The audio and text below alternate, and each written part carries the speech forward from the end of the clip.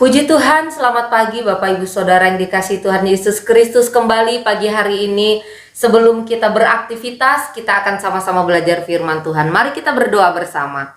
Tuhan Yesus, pagi hari ini kembali kami bersyukur buat kasih rahmat-Mu di dalam kehidupan kami yang selalu baru setiap hari. Bapa yang baik, kami menyadari bahwa kami membutuhkan Engkau di dalam setiap langkah kehidupan kami. Itu sebab pagi hari ini sebelum kami melangkah, kami mau sama-sama mendasari hati kami dengan kebenaran firman-Mu, bahwa kami mengerti apa yang Tuhan mau. Ampuni Tuhan setiap salah dan dosa kami, dalam nama Yesus kami berdoa.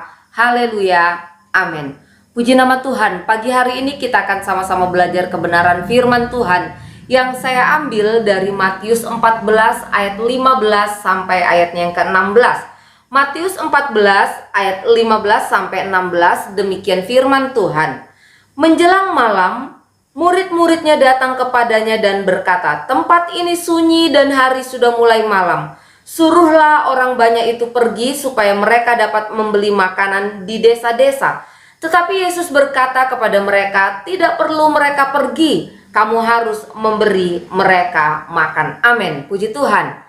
Pagi hari ini renungan firman Tuhan saya beri judul Menentukan Sikap. Bapak Ibu Saudaraku yang dikasihi Tuhan Yesus Kristus, ini adalah satu kisah di mana Yesus memberi makan 5.000 orang hanya dengan 5 roti dan 2 ikan. Saat Yesus hendak mengasingkan diri ke tempat yang sunyi, firman Allah berkata, orang banyak berbondong-bondong mengikutinya. Di tempat yang sunyi dan sepi, murid-murid diperhadapkan dengan satu kondisi, dengan satu masalah yang saat itu sulit untuk dipecahkan di tengah-tengah situasi yang ada pada saat itu. Karena apa? Orang banyak yang mengikuti Yesus pada saat itu semuanya belum makan, ada dalam kondisi lapar. Dan lewat kebenaran firman Tuhan, saat ini kita akan belajar bagaimana kita menentukan sikap di tengah-tengah masalah saat situasi dan kondisi kita sulit.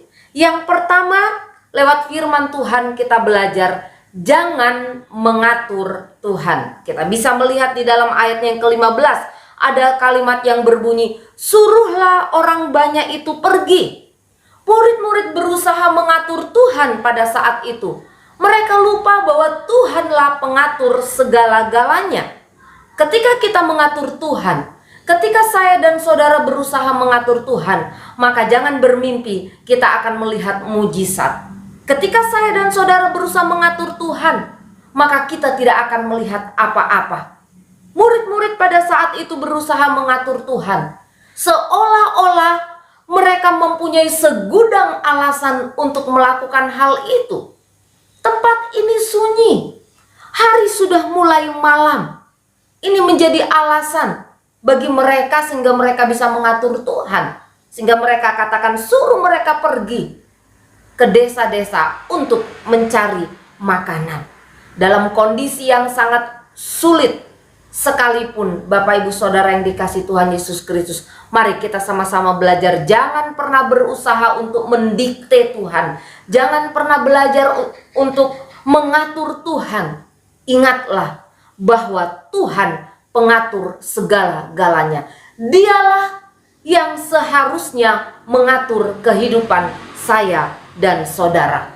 Di tempat yang sunyi dan gelap, Tuhan sudah mengatur. Tuhan sudah mempersiapkan pertolongannya bagi orang banyak pada saat itu lewat 5 roti dan 2 ikan. Bagaimana kita menentukan sikap di tengah-tengah masalah yang sulit dan sukar?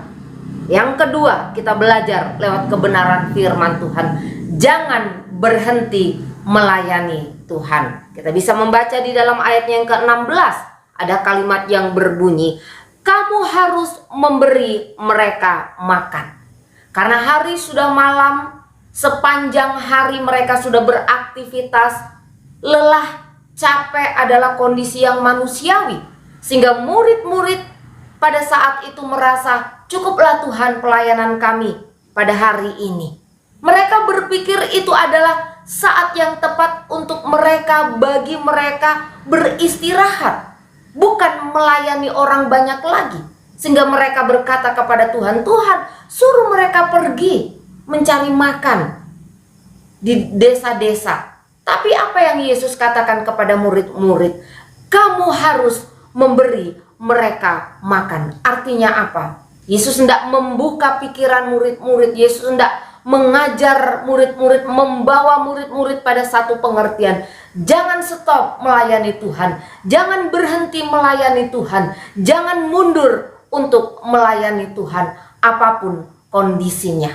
Ada kata harus, artinya mau tidak mau, suka tidak suka, apapun situasinya, kerjakan, lakukan, selesaikan. Jangan mencari-cari alasan untuk tidak lagi melayani Tuhan sekalipun situasinya sulit dan sukar.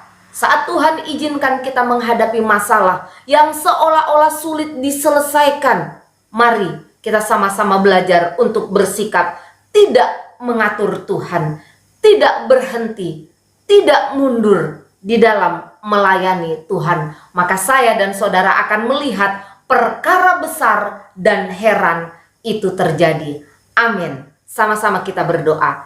Terima kasih Tuhan buat kebenaran firman-Mu yang boleh mendasari setiap hati dan kehidupan kami di sepanjang hari ini. Tuhan, pagi hari ini kami mau mempersembahkan seluruh kehidupan kami ke dalam tangan kasih dan kemurahan-Mu. Pegang tangan kami ya Tuhan, untuk kami melangkah di sepanjang hari ini. Kami tahu ada banyak hal yang akan terjadi, yang akan kami hadapi Tuhan. Tetapi kami percaya, kami memiliki pengharapan dan sandaran hanya kepada Tuhan. Hamba mau menyerahkan juga kehidupan umat-umat-Mu di sepanjang hari ini ke dalam tangan kasih dan kemurahan-Mu.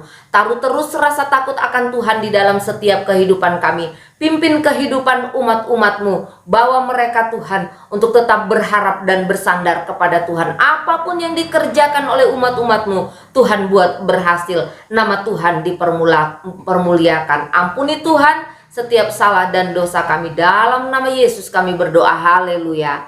Amin. Puji nama Tuhan. Selamat pagi dan Tuhan Yesus memberkati.